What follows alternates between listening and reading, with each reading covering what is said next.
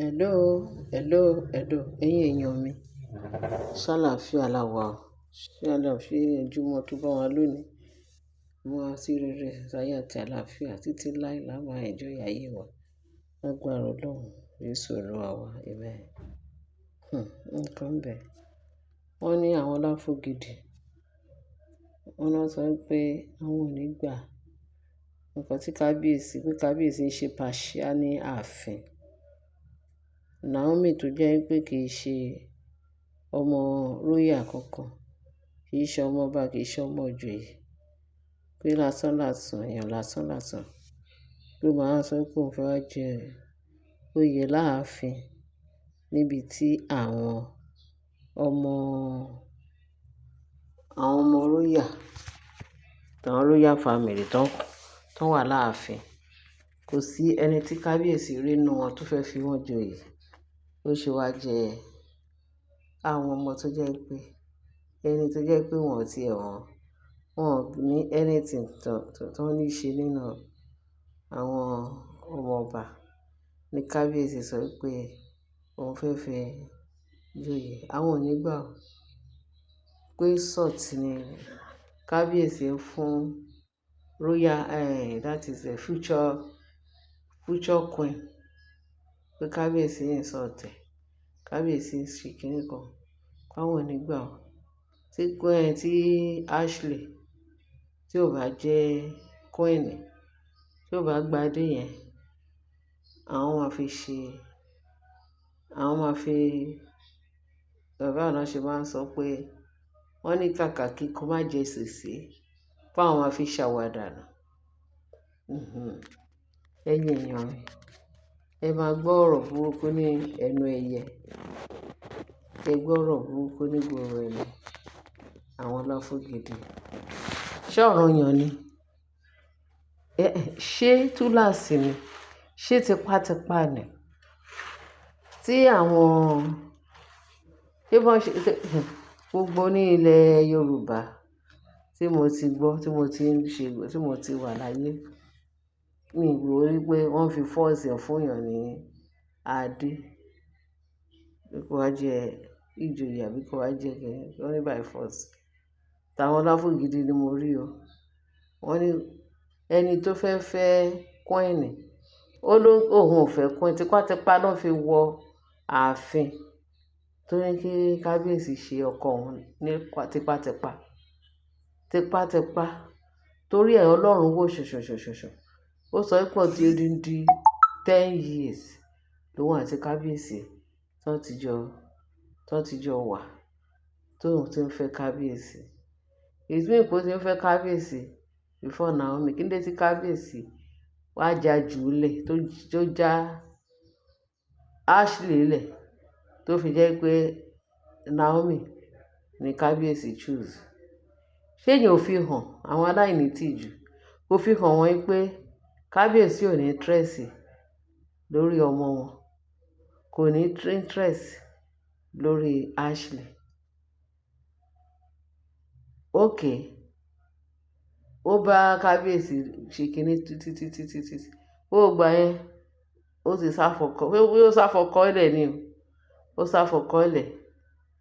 Ó ní rìnkùnrin. Ṣé àwọn tó jẹ́ pé ọlọ́kànjúà, àwọn olè wọ̀bìà, àwọn alọ́kóló ń kígbe, àwọn tó hàn ní ìtẹ́lọ́rùn. Ṣé kábíyèsí yẹn, ṣé kí náà tiẹ̀ fi gbá kábíyèsí ń pè? Wọ́n ní bóyá kábíyèsí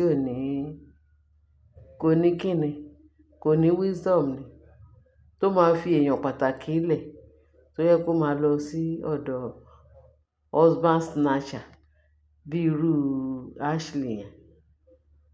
Ọkọ mọ̀ pé tí kábíyèsí bá tiẹ̀ fẹ́ sọ pé òun bá wọn ṣe àṣepọ̀, àbò ó fi wọ́n ṣe àlè, pé concubine ni kábíyèsí fi wọ́n ṣe. Fi pé bóyá kábíyèsí tó fi gbogbo wọn ṣe àlè yẹn, wọ́n fi pé kábíyèsí ò mọ nǹkan tó ń ṣe. Kábíyèsí ẹ̀tàn jẹ́ nì. Wọ́n sáré wá gba wà ní kó lè rí 10 sí wọn lọ́wọ́. Pẹ̀lú bí Ashley ṣe sáré wá sọ́dọ̀ kábíyèsí, kí ló dé tí ò róyún gbà? Láti ẹ̀ kó tiẹ̀ lóyún gbà yẹn, ṣé mọ̀ pé ó lè fi oyún yẹn kó fi táì kábíyèsí dà?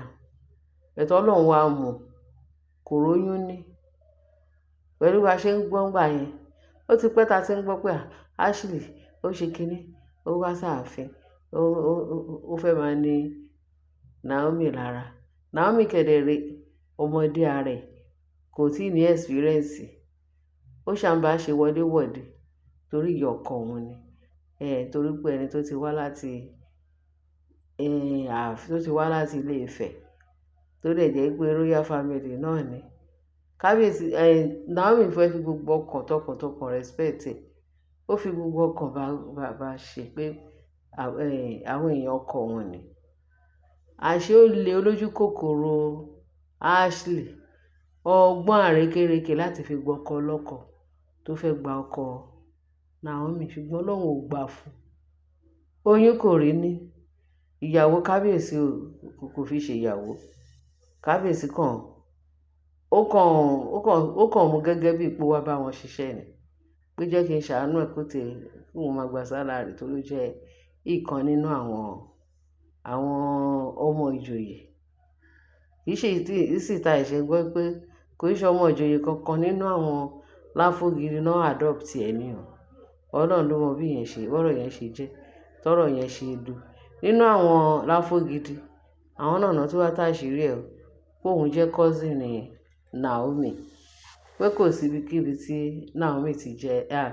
Òun ni cousin Ashley, ẹ má bínú pé Naomi ni mò ń dárúkọ. Òun ni cousin ni, ó lóun cousin ni Ashley.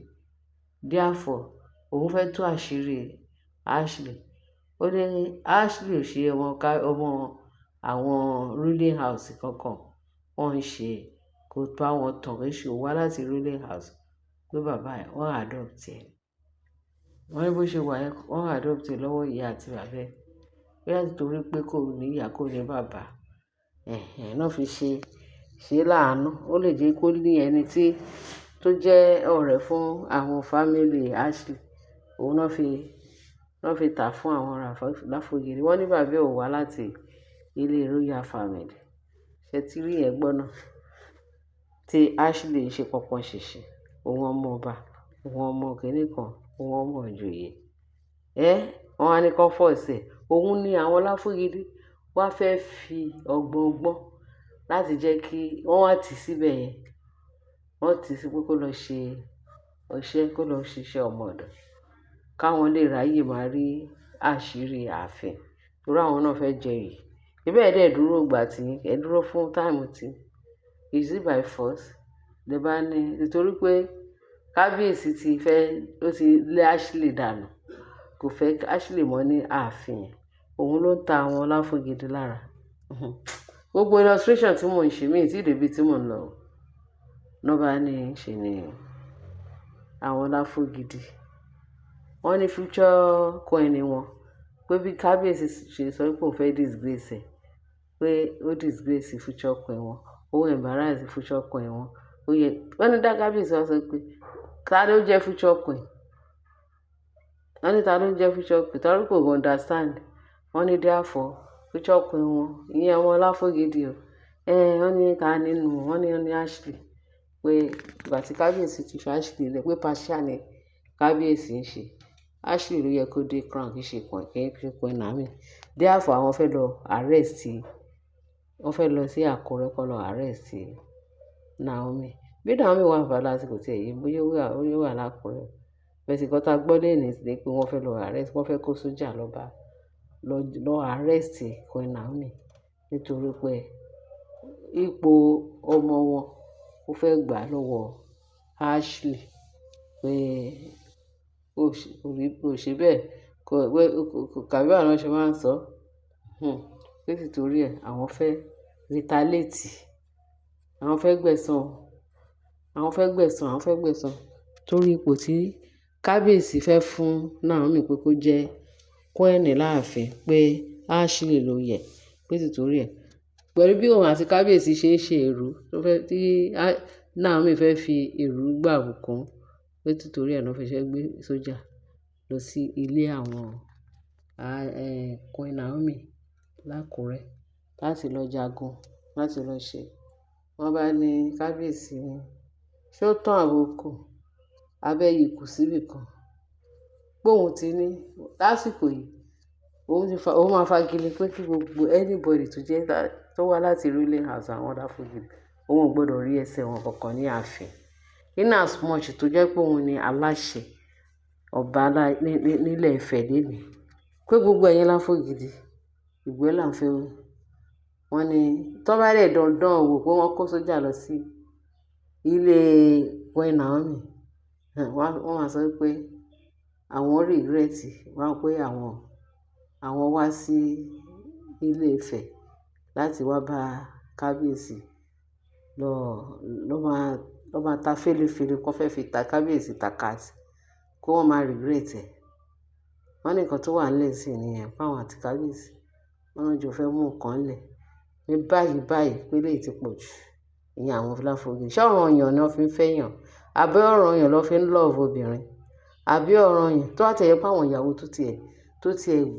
tó tiẹ̀ wà chásìsì tó tiẹ̀ wà ní kínní àwọn tó ti tà tán ti rà tó tún ṣe bàjẹ́ tí ẹ̀jẹ̀ kún ọwọ́ wọn tí ṣe búburú kún ọwọ́ wọn àwọn 400 tó ti wọ́n ṣe àgbèrè káàkiri ìyẹn gan ti tó kábíyèsí láti kọ̀ wọ́n sílẹ̀ àbí àwọn tí wọ́n fi ilé ọkọ wọn lẹ̀ ṣé kò sí tó láti kọ̀ wọ́n sílẹ̀ àbí kábíyèsí tó wò ṣoṣoṣoṣoṣo tí wọ́n lọ gbé ọmọ wá fún kábíyèsí pé kábíyèsí gbà by force rí pé àwọn pípù yìí ó ní nǹkan tó ń mìíràn tó ń fà lẹ́sẹ̀ yìí wọ́n lára kan ń ta wọn ni ara ń ta wọn ni pé kábíyèsí ọmọ tó tà fún kábíyèsí torí ẹ̀ ní Naomi wọ́n ní gbogbo ọ̀nà orí ẹ̀ ní Ashley ṣe lọ ṣe gbogbo ọ̀nà láti jẹ́ kí kábíyèsí gba ti àwọn Láfúgìdì àti ẹni tó rán wá ìyẹn ẹni tó jẹ́ Ashley pé so wọ́n ní ọmọ tí kábíyèsí gbà fún bọ̀bọ́ yẹn pé kó máa gbé ọmọ ẹ̀ lọ wọ́n ní wọ́n ò rí nǹkan kan ṣe mọ́ ọwọ́ wọn ti bọ́ gbogbo làálàá kòókò wọn ti dá sásán pé wọ́n ní Ashley sí àtàwọn Láfúgìdì wọ́n ní wọ́n náà ti fẹ́ la Ọlọ́run ti bà gbogbo plan wọn jẹ́ ó ti sórí Sátánì kodò ó ti ní kì í ṣe bí pé kán try ẹ̀ gọ́tà gbọ́ nìyẹn allegedly so ẹ jẹ́ ká máa bá àníyàn bọ̀ bí kún ló lóko bí tàkúté ni òun ni kábíyèsí àti àwọn Láfúgìdì wọ́n jọ ń falẹ̀ sẹ́ẹ̀sì ẹ̀yìn èèyàn ẹ bá ṣe ẹ bá like ẹ ṣe gan ẹ ṣe ń tẹ́tí sí wa àbọ̀ Ọlọ́run adájú lórí wa àwọn pípù yìí kẹ́ máa gbọ́ làbárì àṣírí àṣírí Ashley tó ń ta fèlèfèlè sórí Naomi ṣùgbọ́n Ọlọ́run ni ò gbà fún rí i pé wọn lè rí Naomi gbèsè òun ló ń jẹ́ kára àwọn àtàwọn gbogbo ọ̀nà tó ń gbà òfo ló ń já sí òfo lásán ariwo ọjà ni wọn ò tiẹ̀ lè wọn kò sẹ́ onílàhílò tó ń ṣe yẹn kò sẹ́ni tó ń gbọ́ tiwọn wọ́n bá ó kàn yẹ pé kábíyèsí kan jẹ́ nìkan tí ò kí ń tètè take decision tí kábíyèsí bá jẹ́ nìkan tó ń tètè take decision gbogbo rẹ́dẹ̀rẹ́dẹ̀ yìí tó ń sọ káàkiri tó ń ṣe kò yẹ kí wọ́n ṣe fún kábíyèsí ṣùgbọ́n ẹ̀yin onísùúrù lọ́lọ́run wà ẹ̀yin èèyàn ni ẹ jẹ́ ká ṣe sùúrù k'Ọlọ́run kó jà fún kábíyèsí àti Queen Naomi orúkọ Jésù Olúwa wa amen ẹ ṣé ẹ̀yin èèyàn mi ẹ bá ṣe ẹ bá like àbọ̀ Ọlọ́run adájú lórí wa Jésù Olúwa wa amen.